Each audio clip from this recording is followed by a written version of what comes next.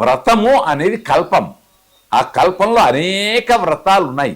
అనేక వ్రతాల్లో ముఖ్యమైనది పూర్ణ కలశం పెడతాం, పూర్ణ కుంభం అంటాం. భగవంతుణ్ణి పటంలో చూస్తాం, విగ్రహంలో చూస్తాం.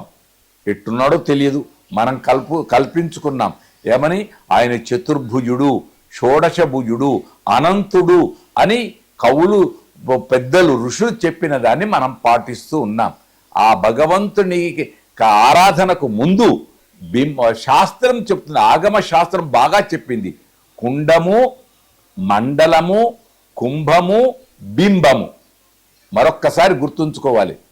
కుండము అంటే హోమకుండంలో మంత్రపూతమైన హవ్యం ఉంచుట, నెయ్యి తిని ఉంచుట మొదటి శక్తి. మనకు కనపడని శక్తిని యజ్ఞంలోకి ఆవాహన చేస్తున్నాం. అక్కడి నుండి మండలం. మండలం అంటే వ్రతం కింద వేసే బియ్యం. ఆ బియ్యంలో ఆయా శాస్త్ర పద్ధతిలో మండలాన్ని ఏర్పరుస్తాం. మండలం. మూడవది కుంభం. ఆ కుంభం అంటే కలశం. ఆ కలశంలో ఎలా ఉంటాయి? పంచ పల్లవాలు, పచ్చని ఆకులు ఉంచేసేసి పూర్ణ ఫలమైనటువంటి కొబ్బరికాయను ఉంచేస్తాం, ఆరాధిస్తాం. కనుక ఆరాధించిన కొబ్బరికాయను కొట్టి, తురిమి, చక్కెర ఇలాంటి మధుర పదార్థాలు కలిపి స్వీకరించడం ఒక ఆచారం. రెండవ ఆచారం, ఇంటి ముందట ఎర్రటి వస్త్రంలోనో దేనికో గుమ్మానికి కట్టుట రెండవ ఆచారం. మూడవ ఆచారం, ఇంటిలో పూజా మందిరంలో ఉంచుకొనుట ఆచారం. మళ్ళీ అది ఎక్కువ రోజులైందంటే లోపల పండుతుంది. పండిందే అని చెడుగా భావించకూడదు. సహజంగా జరిగేది జరుగుతుంది, కానీ వంటల్లో ఆ కొబ్బరికాయను వాడకూడదు.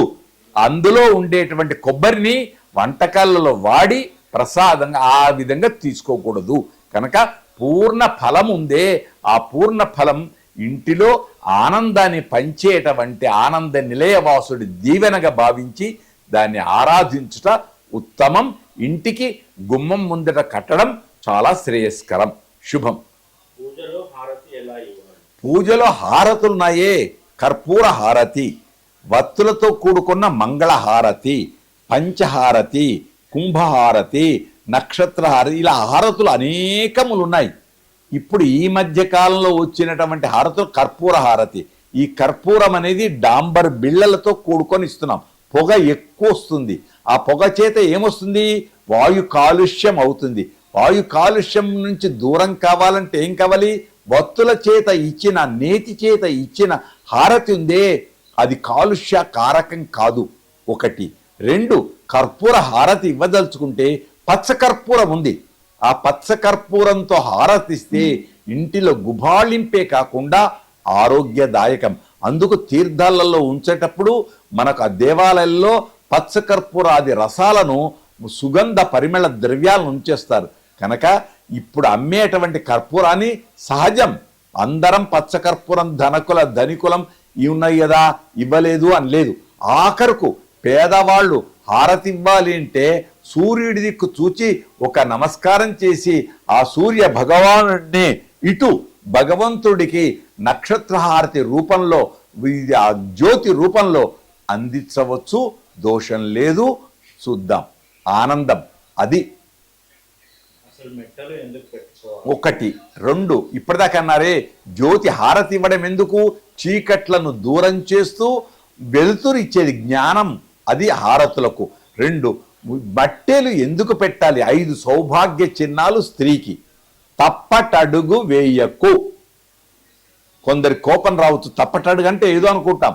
అది కాదు. ఇద్దరు కలిసి సప్తపదులలో ఇద్దరు అర్ధనారీశ్వర తత్వంతో లక్ష్మీనారాయణల పద్ధతిలో ఇద్దరు దంపతులు సప్తపదితో నడుస్తాం. నడిచేట కంటే ముందు ఆ 5 సౌభాగ్య చిహ్నాలయ్యే, అవి పుట్టినప్పటి నుంచి ఉంటాయి. పుట్టినప్పటి నుంచి గాజులు ఇవన్నీ ఉన్నాయి. కానీ మట్యలు ఎందుకు? ప్రకృతి పురుషుడు, ప్రకృతికి పురుషుడు స్వాధీనం.